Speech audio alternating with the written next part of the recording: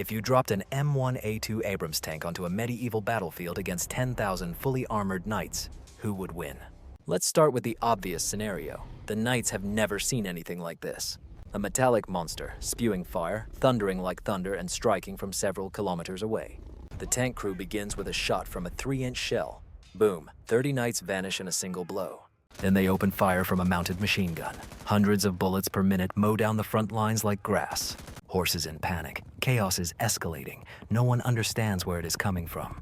This is what modern armies call shock and awe. A stunning, paralyzing force delivered so quickly that the enemy cannot even gather their strength before the battle begins. In this version, the knights stood no chance. The tank suffered not a single scratch. But let's be honest, this is a boring version. Let's assume they are not panicking. They decide it is a monster from the underworld and charge into battle. Now we have a real fight. Let's sort this out. The M1 Abrams is a monster. 60 tons of composite armor, a 1,500 horsepower engine, and a main gun capable of hitting targets over 4 kilometers away. He has thermal imaging equipment, GPS guidance, and enough fuel to move for several hours. The crew consists of 4 people, a commander, a gunner, a loader, and a driver. On the other side are 10,000 knights in heavy armor with spears, swords, and crossbows. They sit on battle-trained horses, capable of breaking through enemy lines. In their world, they are the elite, the best warriors with the most powerful weapons and armor. But there's a catch. Medieval weapons cannot harm a modern tank. Swords merely glide off the armor, arrows break on impact. Even if they climbed onto the tank, their blows on the armor would be like children tapping a stick on a refrigerator. So it should be easy, right? Not quite. Tanks do not run on magic. They depend on fuel, ammunition, and air. Inside are people who can become tired, confused, or overwhelmed. And this is where the most interesting part begins. Tanks can carry only 40 shells for the main gun and about 10,000 bullets for the machine gun. It sounds enough until we remember the 10,000 knights. Without resupply and without support. As soon as the ammunition starts to run out, every shot becomes critically important. Mobility is also not limitless. Tanks can move quickly in open terrain, but not forever. Sooner or later, they need to stop, cool down, refuel, and recover. And if there is something knights know how to do, it is to wait. They participated in sieges that lasted for weeks. They know how to exhaust the enemy. Now the question is whether the tank can finish everything quickly enough before being surrounded. After all, the terrain changes everything. The main advantage of the tank is distance. It is designed for open fields where it can spot enemies early and shoot before they get close. In flat terrain without cover, it turns into a steel sniper's nest. But medieval battles did not always take place in open fields. They occurred in forests, on hills, and in valleys. A true nightmare for the tank. Trees block movement, and mud slows it down. Steep slopes can capture the tanks. The worst part is the falling visibility.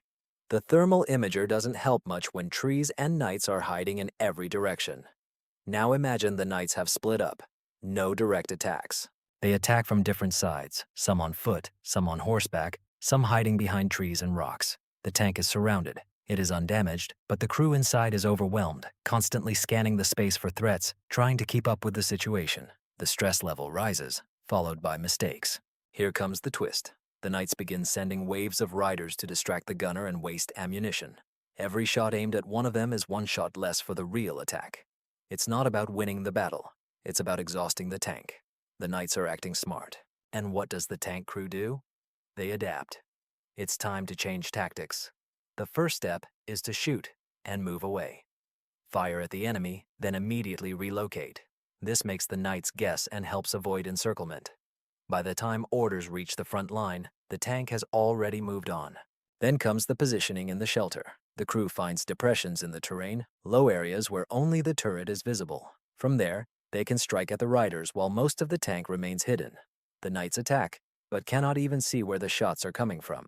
If the situation becomes too tense, the Abrams can use fire while retreating, backing away, and shooting at enemies with the coaxial machine gun. The closer the knights approach, the more precise and painful the response becomes. At night, when the thermal imagers are on and the engine is off, the tank turns into a silent ghost with burning eyes. The knights see nothing.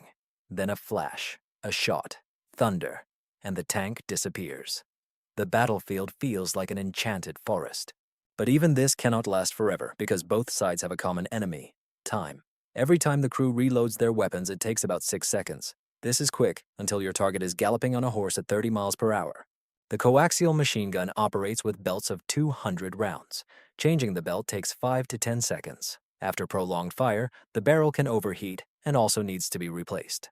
A few more seconds are lost. Now about the fuel. The Abrams holds 500 gallons of jet fuel and consumes about 60 gallons per hour in mixed movement, giving the crew roughly 8 hours of life before they run out of fuel. In the 13th century, there were no gas stations. Once the fuel runs out, that's it. But here's the twist. Knights are not invulnerable. They need a lot of food. Each knight consumes between 2 to 12 kilograms of food a day, and their horses require about 10 kilograms each.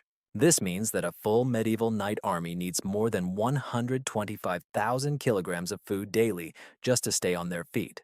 That's over 270,000 pounds.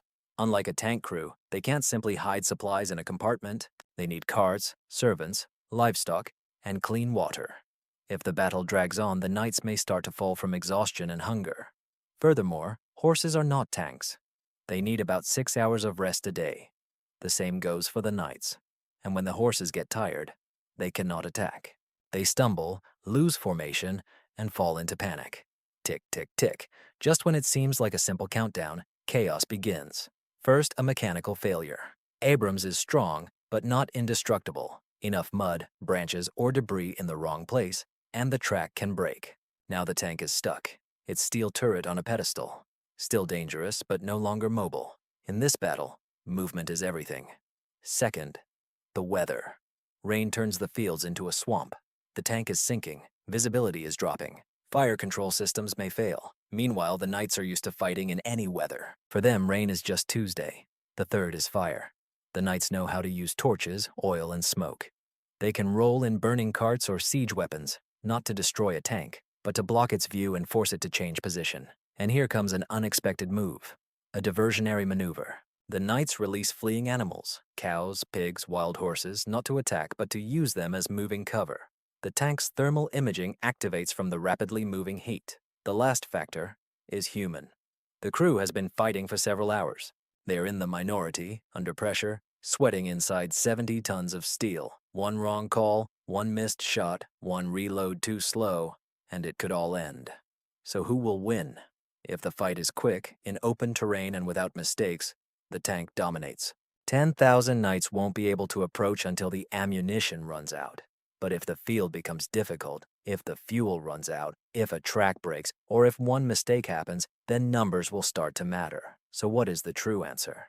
The tank will likely win the battle, but may not survive the war. However, there is another hypothetical scenario. Suppose the knights suffered a crushing defeat. They charge into battle and watch their friends vanish in fire and smoke. They have never seen anything like it. A huge, loud monster in their world. They have no word for tank, so how will they call it? Beast, miracle, or God? They begin to pray to it, draw it, follow it. And the crew, they are no longer tank operators, they are prophets. What will happen if a team of Navy SEALs fights 1,000 samurais? Watch the video on the screen. Thank you for watching.